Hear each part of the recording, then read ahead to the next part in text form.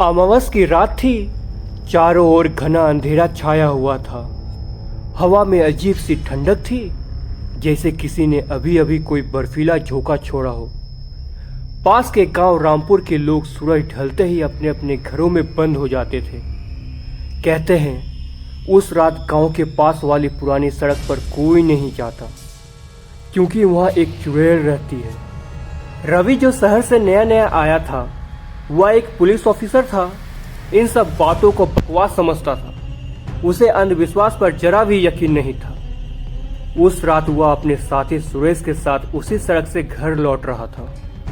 तभी सुरेश ने डरते हुए कहा, साहब आज उस रास्ते से ना चलिए, सुना है वहां कोई औरत घूमती है सफेद कपड़ों में।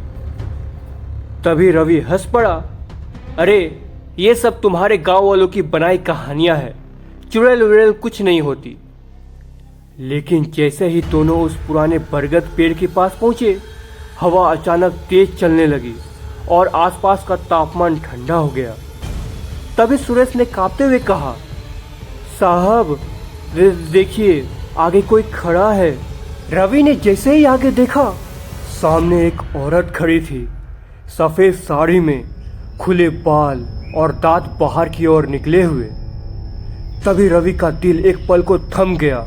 रवि ने खुद को संभाला और बोला, कौन हो तुम? कोई जवाब नहीं आया। औरत बस वहीं खड़ी रही, स्थिर जैसे समय रुक गया हो। सुरेश डर के मारे पीछे हट गया और बोला, साहब यही वो चुड़ैल है, यही। रवि धीरे धीरे उसके पास गया। उसका चेहरा ऐसा था जिसे देखकर किसी का भी खून जम जाए। आंखें बिल्कुल लाल, जैसे आंखों में कोई जान ही ना बची हो। चेहरा हरा, जैसे कई सालों से धूप ना देखी हो। अचानक वो औरत चीख उठी, एक लंबी कान फाड़ देने वाली चीख। हवा और तेज हो गई। रवि ने तुरंत अपनी बंदूक उठाई और बोला, रोको वरना गोली चला दूंगा। लेकिन तभी वो औरत गायब हो गई, बस कुछ ही सेकंड में। रवि ने चारों तरफ देखा, सब कुछ शांत हो गया था और वह औरत भी कहीं नहीं दिख रही थी। कुछ देर बाद दोनों किसी तरह घर पहुंचे। रवि को उस औरत की आंखें बार बार याद आ रही थी। उस रात उसने कोई बात नहीं की, पर उसके मन में अब भी सवाल गूंज रहे थे। आखिर वो कौन थी, इंसान या कुछ और? अगली सुबह रवि ने गांव के बुजुर्गों से उस सड़क के बारे में पूछा। तभी एक बूढ़ी औरत बोली, बाबू वो सड़क श्रापित है। सालों पहले वहां एक लड़की की लाश मिली थी, किसी ने उसको मार दिया था। कहते हैं उसकी आत्मा आज भी उस सड़क पर भटकती है। रवि ने उसका नाम पूछा। उसका नाम था गौरी। गौरी की कहानी सुनकर रवि को हैरानी हुई। उसने तय किया कि वो इस रहस्य को सुलझाकर रहेगा। रात को वह अकेला फिर उसी जगह गया। इस बार उसके पास सिर्फ बंदूक था। बरगद के पास पहुंचते ही हवा फिर ठंडी हो गई। एक धीमी आवाज आई, क्यों आए हो? रवि ने चारों ओर देखा और बोला, गौरी अगर तुम सच में हो तो सामने आओ। धीरे धीरे धुंध के बीच वही औरत प्रकट हुई। उसकी आंखों में आंसू थे। मुझे शांति नहीं मिली, उन्होंने मुझे मार डाला। तभी रवि ने पूछा, कौन तुम्हें मार डाला? वो बोली, मेरा पति और उसका दोस्त। उन्होंने मेरी जमीन के लिए मुझे मार दिया और मेरी लाश को इसी सड़क पर फेंक दिया।